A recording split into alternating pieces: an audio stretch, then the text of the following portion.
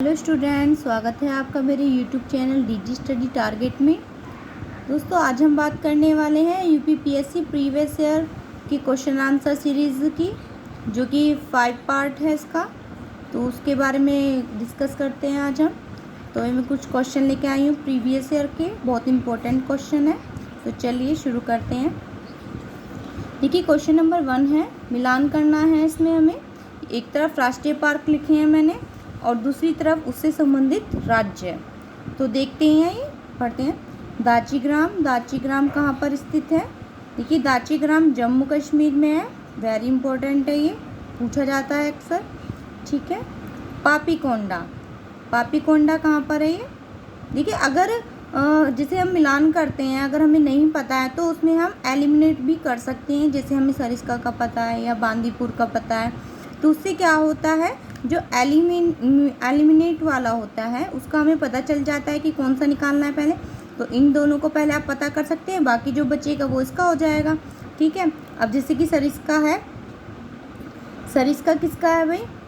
सरिस्का राजस्थान में है, सरिस्का बांदीपुर कर्नाटक में है।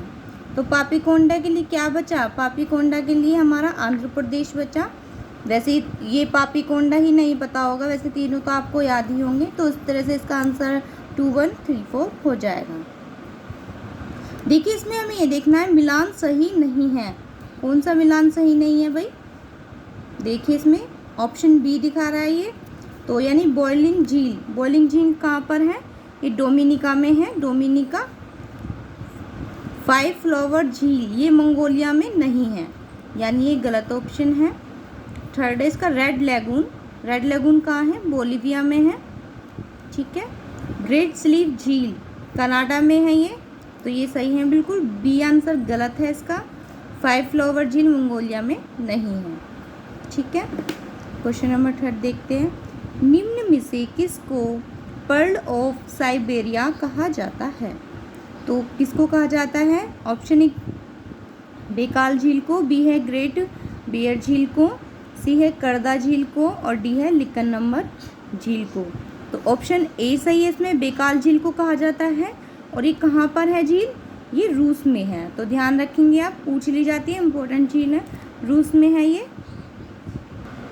क्वेश्चन नंबर 4 देखिए, कौन सा युग्म सही सुमेलित नहीं है? कौन सा युग्म सही सम्मिलित नहीं है इसमें? देखिए, ऑप्शन में आप देख रहे होंगे ए सुमेलित नहीं है, तो एड्रियाटिक सागर की रानी रोम में नहीं है, ये इसको नहीं कहा जाता है। और बी है लोरेन कोयला क्षेत्र, क्या है? फ्रांस है, सही है ये। वेस्ट मिडलैंड्स कहाँ पर है? ये बर्गिंघम में है, तो वो भी सही है। टुला ये रूस में है, तो ये भी सही है। ऑप्शन ए गलत है इसका, रोम में नहीं है ये। देखिए, इसके बारे में पढ़ते हैं। इटली के वेनिस शहर को एड्रियाटिक सागर की रानी के नाम से जाना जाता है। तो इटली के वेनिस शहर को कहा जाता है, ना कि रोम को। ठीक है, क्लियर हो गया होगा। देखिए, क्वेश्चन नंबर 5 देखिए आप, इसमें लिखा है फेरोमेन सामान्यतः उत्पन्न किया जाता है। तो किसके द्वारा उत्पन्न किया जाता है वह? ऑप्शन ए है सांपों द्वारा, बी है पक्षियों द्वारा, सी है चमगादड़ों द्वारा और डी है कीटों द्वारा। तो किसके द्वारा उत्पन्न किया जाता है ये? ऑप्शन डी, कीटों द्वारा। और यह एक प्रकार का केमिकल है, ये भी ध्यान रखें आप, कभी कभी पूछ लिया जाएगा कि फेरोमेन्स क्या है इनमें से। तो रसायन है या फिर अम्ल है, ये पूछा जाएगा, तो रसायन है ये। ठीक है। क्वेश्चन नंबर 6 निम्न में से किस अधिवेशन में कांग्रेस ने पहली बार भारतीय रियासतों के प्रति अपनी नीति घोषित की थी? तो किसके प्रति की थी? देखिए, ऑप्शन ए है नागपुर अधिवेशन, बी है गया अधिवेशन, सी है कोलकाता अधिवेशन और डी है लखनऊ अधिवेशन। तो किस में की थी? ऑप्शन ए सही है इसका। ऑप्शन ए नागपुर अधिवेशन। और देखिए, 1920 में हुआ था ये, 1920 में पूछ लिया जाता है कभी कभी। इस घोषणा के द्वारा उनके शासकों से यह मांग की गई कि प्रजा को पूर्ण उत्तरदायी सरकार दी जाए। ठीक है, याद रखेंगे हम। क्वेश्चन नंबर 7 देखिए, सुमेलित करना है हमें ये, कि सुमेलित करना है। ऑप्शन ए है खनिज। देखिए खनिज इनमें से क्या हो सकता है। देखिए आप जानते हैं कि खनिज दिन प्रतिदिन निकाले जा रहे हैं तो ये समाप्त होने की कगार पर हैं। ठीक है, तो खनिज जो है समाप्त होने योग्य है, यानी कि आज से कुछ टाइम बाद ये हो सकते हैं, इसकी कगार है ये इतनी। ठीक है, सौर ऊर्जा। देखिए सौर ऊर्जा असमाप्त होने योग्य है, यानी सौर ऊर्जा समाप्त नहीं होगी। बायोगैस। बायोगैस के लिए क्या है, मैथेन तथा कार्बन डाइऑक्साइड, इससे मिलकर है ये। ठीक है, डी ऑप्शन है वन अपरोपण, यानी कि वर्षा। तीनों को मिलाने के बाद वर्षा ही ऑप्शन बचता है। तो इस तरह से इसका आंसर हो जाएगा 3, 4, 2, 1। ठीक है, देखिए क्वेश्चन नंबर 8 है, कथन दिया हुआ है भारत का संविधान सबसे अधिक लंबा माना गया है और उसका रीज़न क्या बताया गया है। मौलिक अधिकारों का अध्याय अमेरिका के संविधान के मॉडल से लिया गया है, लेकिन इसका आंसर मैंने डायरेक्ट लिख दिया है। तो देखिए ए तथा आर दोनों सही हैं, परंतु आर ए की व्याख्या नहीं करता, सही व्याख्या नहीं करता। ये कारण क्या है, मौलिक अधिकारों का अध्याय अमेरिका के संविधान के मॉडल से लिया गया है, ये कारण फिट नहीं है इस चीज़ के लिए कि भारत का संविधान सबसे अधिक लंबा माना गया है। तो देखते हैं उसका कारण क्या हो सकता है हमारा। देखिए उसका कारण ये है कि भारत के संविधान में लगभग 444 अनुच्छेद हैं, 12 अनुसूचियां हैं, 22 भाग हैं, तो इस तरह से है। लेकिन इसका कारण ये नहीं है कि मौलिक अधिकारों का अध्याय अमेरिका के संविधान के मॉडल से लिया गया है। ठीक है, नेक्स्ट देखते हैं। अब क्वेश्चन नंबर 9 देखते हैं, निम्न में से कौन स्वयं सहायता समूह SHG यानी कि self help group bank linkage कार्यक्रम को कार्यान्वित नहीं करता है। तो ऑप्शन ए है नाबार्ड, बी है व्यापारिक बैंक, सी है RRB और डी है सहकारिता बैंक। तो कौन सा ऑप्शन है इसमें, ऑप्शन ए नाबार्ड है इसमें सही। ठीक है, और देखिए मैंने लिखा है स्वयं सहायता समूह बैंक लिंकेज कार्यक्रम की शुरुआत 1992 यानी 1992 में नाबार्ड बैंक द्वारा की गई थी। तो ये पॉइंट याद रखेंगे, और मैंने फुल फॉर्म लिख दी है इसकी SHG की, सेल्फ हेल्प ग्रुप। ठीक है, 10th क्वेश्चन पर चलते हैं, निम्न युग्मों में से कौन सा सही सुमेलित नहीं है। देखिए जो सुमेलित नहीं है और सुमेलित हैं, इन बातों का ज़रूर ध्यान रखें, क्योंकि इनमें कंफ्यूजन के तौर पर या ध्यान नहीं रहता तो क्वेश्चन गलत हो जाते हैं। ठीक है, तो पहला है इसमें जनश्री बीमा योजना। जनश्री बीमा योजना बिल्कुल सही है, इसमें 2000 में चलाई गई थी। राष्ट्रीय ग्रामीण स्वास्थ्य मिशन 2005, ये भी सही है। MG नरेगा, देखिए 2003 में दिया हुआ है इसका ऑप्शन, ये गलत है।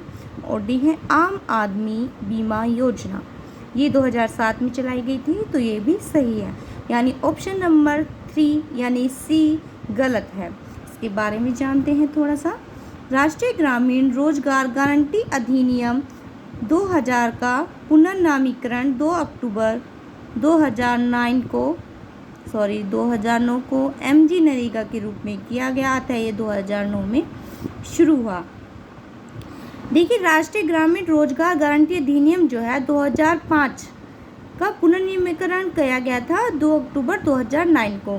तो 2009 को ही MG नरेगा के रूप में ही स्वीकार किया गया, तो इसलिए इसकी शुरुआत 2009 में मानी जाएगी। ठीक है, क्वेश्चन नंबर 11 देखते हैं, MG नरेगा के सकारात्मक परिणामों के संबंध में निम्नलिखित कथनों पर विचार कीजिए। देखिए ऑप्शन 1 है इसमें, ग्रामीण गरीब की क्रय शक्ति में प्राप्त वृद्धि हुई। 2 है श्रमिकों की सौदेबाजी शक्ति में कमी आई। और 3 है शहरों की तरफ प्रवास में कमी आई। तो उसमें क्या क्या सही है देखेंगे। तो 1 और 3 ये दोनों सही है, इसमें 2 गलत है। इसमें सही उत्तर चुनना था इसमें से। तो ग्रामीण गरीब की क्रय शक्ति में प्राप्त वृद्धि हुई और शहरों की तरफ प्रवास में कमी आई, ये दोनों सही है इसमें। ठीक है, देखिए क्वेश्चन नंबर 12 है, ब्लैक होल की जानकारी सर्वप्रथम दी थी। किसने दी थी? ऑप्शन ए है हरमान बांडी ने, बी है मेघनाथ साहा ने, सी है एस चंद्रशेखर ने और डी है जेवी नार्लिकर ने। देखिए बहुत ही इम्पोर्टेंट क्वेश्चन है, कई बार अब पूछा गया एग्जाम में, छोटे बड़े एग्जाम हर किसी में पूछ लिया जाता है, तो याद रखेंगे हम। ऑप्शन सी सही है इसका, एस चंद्रशेखर ने। थोड़ा सा जानते हैं इसके बारे में। देखिए भारतीय अमेरिकन खोलविद सुब्रमण्यम चंद्रशेखर, इसने चंद्रशेखर सीमा के सिद्धांत का प्रतिपादन किया था और ये इसके लिए जाने जाते हैं। सिद्धांत के अनुसार क्या है? सफ़ेद बौने तारे जो होते हैं एक निश्चित द्रव्यमान प्राप्त करने के बाद अपने भार में और वृद्धि नहीं कर सकते, यानी कि जब वो एक निश्चित द्रव्यमान अपना प्राप्त कर लेते हैं उसके बाद वे और अपने द्रव्यमान में वृद्धि नहीं कर सकते, तो वो एक ब्लैक होल का रूप ले लेते हैं, वो ब्लैक होल बन जाते हैं। तो इस चीज़ का सिद्धांत उन्होंने दिया था, उसके बारे में उन्होंने पता लगाया था और इस चीज़ के लिए 1983 में उन्हें नोबेल पुरस्कार से भी नवाजा गया था। तो ये भी पूछ लिया जा सकता है कि इन्हें नोबेल पुरस्कार कब मिला था? तो 1983 में मिला था इस चीज़ के लिए। क्वेश्चन नंबर 13 पे चलते हैं। निम्न बहुलकों में से किसका उपयोग नॉन स्टिक कढ़ाई के निर्माण में किया जाता है? देखिए वैसे ऑप्शन देके आप पता लगा लेंगे। ऑप्शन ए है टेफ्लॉन का, बी है नियोप्रोटीन का, सी है पीवीसी का और डी है गट्टा पर्चा का। तो ऑप्शन ए सही है टेफ्लॉन का, लेकिन मुझे इसका दूसरा नाम भी बताना था इसलिए मैंने इस क्वेश्चन को रखा, और वैसे भी ये प्रीवियस ईयर में आया हुआ है पीएससी में। तो फिर देखते हैं पॉलीटेट्राफ्लोरोएथिलीन, इस नाम को आमतौर पर टेफ्लॉन के नाम से जाना जाता है, यानी कि टेफ्लॉन का जो दूसरा नाम है वो पॉलीटेट्राफ्लोरोएथिलीन भी है। ठीक है, ये बात ध्यान रखेंगे आप। देखिए प्याजों के छिलके उतारने पर आंसू आते हैं क्योंकि प्याज निष्कासित करते हैं, क्या निष्कासित करते हैं? ऑप्शन ए है सल्फोनिक अम्ल, बी है सल्फेनिक अम्ल, सी है एमिनो अम्ल और डी है कार्बोलिक अम्ल। तो बी सही है इसका, सल्फेनिक अम्ल। देखिए सल्फोनिक अम्ल और सल्फेनिक अम्ल दोनों अलग अलग हैं, तो उसका ध्यान रखें आप, कंफ्यूजन नहीं होना। Question number 15। देखिए ब्रिटिश ईस्ट इंडिया कंपनी ने चाय के व्यापारिक एकाधिकार को खो दिया था, कब किस एक्ट के तहत खो दिया था? ऑप्शन ए है 1793 के चार्टर एक्ट के द्वारा, बी है 1813 के चार्टर एक्ट द्वारा, सी है 1813 के चार्टर एक्ट द्वारा और डी है 1853 के चार्टर एक्ट द्वारा। ऑप्शन सी सही है इसका, 1813 के चार्टर एक्ट द्वारा। क्वेश्चन नंबर 16 देखेंगे। देखिए हाली पद्धति संबंधित थी, किससे संबंधित थी? ऑप्शन ए है बंधुआ मजदूर से, बी है किसानों की शोषण से, सी है छुआछूत से और डी है अशिक्षा से। ऑप्शन ए सही है इसका, बंधुआ मजदूर से संबंधित थी ये। देखिए हाली पद्धति में होता क्या था? देखिए इसके अंदर जो है बारदोली क्षेत्र में कपिल राज जनजाति के जो लोग थे वो उच्च जाति, यानी जो उनसे बड़ी जाति होती थी, ऊंचे पद पर होती थी, उनके यहाँ जो है पुश्तैनी मजदूर के रूप में कार्य करते थे। पुश्तैनी मजदूरी यानी कि पुश्तों से चले आ रहे थे वो मजदूरी करते हुए, तो इस तरह से उन्हें कार्य करना होता था और इसको हाली पद्धति कहा गया। क्वेश्चन नंबर 17 देखते हैं हम, शायद ये क्वेश्चन रिपीट हो गया है तो उसे। Question number 18। भारत में उदार औद्योगिक नीति जिस वर्ष अपनाई गई थी वह था? ऑप्शन ए 1948, बी है 1956, सी है 1985 और डी है 1991। देखिए इंपॉर्टेंट क्वेश्चन है, उदार औद्योगिक नीति जिस वर्ष अपनाई गई थी तो 1991 सही है इसका, डी ऑप्शन। ठीक है, देखिए इसमें लिखा है 24 जुलाई 1991 को सरकार ने औद्योगिक नीति में व्यापक परिवर्तनों की घोषणा की। इस नई औद्योगिक नीति में 18 प्रमुख उद्योगों को छोड़कर अन्य सभी उद्योगों को लाइसेंस से मुक्त कर दिया गया। ठीक है, तो 24 जुलाई 1991। क्वेश्चन नंबर 19 है। देखिए गेट का तात्पर्य है, यानी कि फुल फॉर्म पूछी है इसकी। देखिए गेट को गेट तो सब जानते होंगे, लेकिन इसकी फुल फॉर्म पूछ ली गई है तो उसे आप याद रखें, इसलिए मैंने क्वेश्चन को इन्वॉल्व किया है। तो इसमें आएगा journal agreement on tariffs and trade, journal agreement on tariffs and trade. Question number 20, निम्न में से किसके क्षय होने में सबसे अधिक समय लगता है? ऑप्शन ए है सिगरेट का टुकड़ा, बी है चमड़े का जूता, सी है फोटो फिल्म, डी है प्लास्टिक का थैला। देखिए जानते होंगे आप भी, प्लास्टिक का थैला सबसे ज़्यादा देर में ख़राब होता है, वह गलता नहीं आसानी से, और इसीलिए ही प्लास्टिक पर रोक लगाई जा रही है। उसके लिए तरह तरह के अभियान चलाए जा रहे हैं, क्योंकि सबको पता है कि ये सबसे ज़्यादा हानिकारक है, आसानी से गलता भी नहीं है और नुकसान पहुंचाता है, बड़ी बड़ी बीमारियां भी पैदा करता है। ठीक है।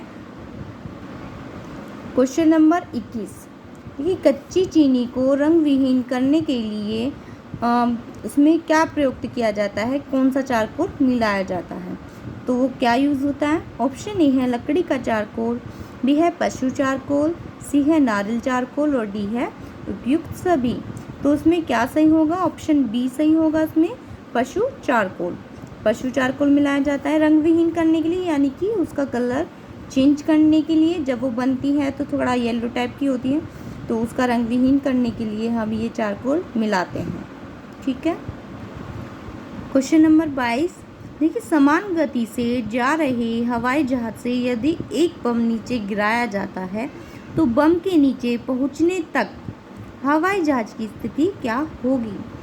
देखिए ऑप्शन ए है बम के ठीक ऊपर, बी है बम गिरने के स्थान से आगे, बम गिरने के स्थान से पीछे, और डी है आगे या पीछे उसकी गति पर निर्भर करता। देखिए ऑप्शन ए सही है इसका, बम के ठीक ऊपर। थोड़ा सा पढ़ते हैं। समान गति से जा रहे हवाई जहाज से गिराया गया बम एक समान त्वरण से ठीक जहाज के नीचे गिरेगा। ये एक समान त्वरण के कारण होता है ऐसा, तो याद रखेंगे। क्वेश्चन नंबर 23 देखिए आप, कथन है इसका भारत एक गणतंत्र है, सही बात है।